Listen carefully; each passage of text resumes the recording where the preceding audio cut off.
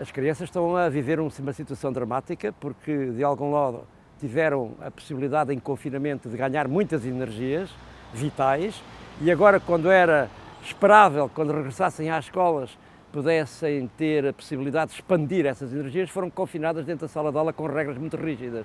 Criou-se progressivamente uma pandemia do medo que está instalada no corpo dos portugueses, em todas as idades e em todos os contextos, que em certo sentido é pior que o próprio vírus. O corpo é uma entidade que de algum modo está ainda esquecida nesta sociedade e precisa de ser reconhecido como algo que é fundamental. Nós habitamos dentro deste corpo e necessitamos de o compreender, de o conhecer. Para isso temos que ser ativos, temos que ultrapassar uma dinâmica de sedentarismo que está instalada porque passamos a vida sentados. O corpo não é só o cérebro, o corpo é o corpo todo, porque as crianças não têm liberdade de ação, não são ativas, não brincam muito, porque são demasiadamente limitadas pelo tempo dos adultos. Elas têm uma cultura motora muito fraca, muito baixa.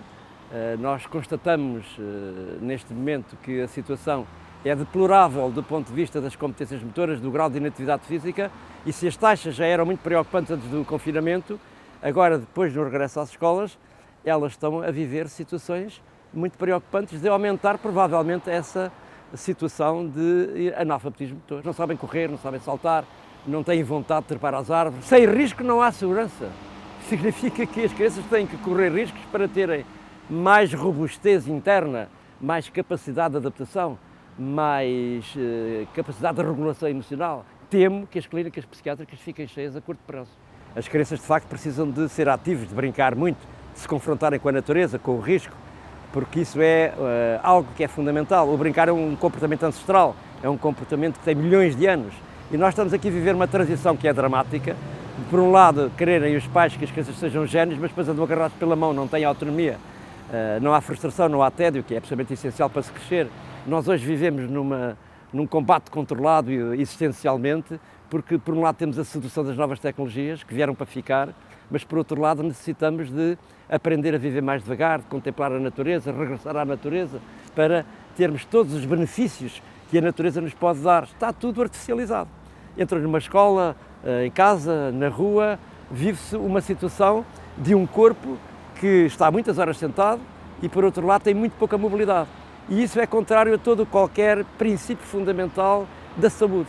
Estamos a viver um tempo em que as crianças não têm tempo de viver a sua própria infância. Por isso estamos a criar crianças imaturas e crianças com dificuldades de se adaptarem às circunstâncias de um mundo imprevisível e incerto que é o futuro. Eles têm que andar à chuva, têm que se molhar, têm que ter umas galochas e um quispo, como acontece nos países da Norte da Europa, e um país como este, que é absolutamente extraordinário, que tem um clima, uma cultura, uma história fantástica de aventureiros, e nós temos os corpos completamente domesticados, adormecidos, temos de devolver a rua às crianças. Nós somos o terceiro país mais seguro do mundo, o primeiro na Comunidade Europeia, e não há razão nenhuma para que as cidades não possam ser caminháveis e também utilizadas para dar identidade ao desenvolvimento das crianças.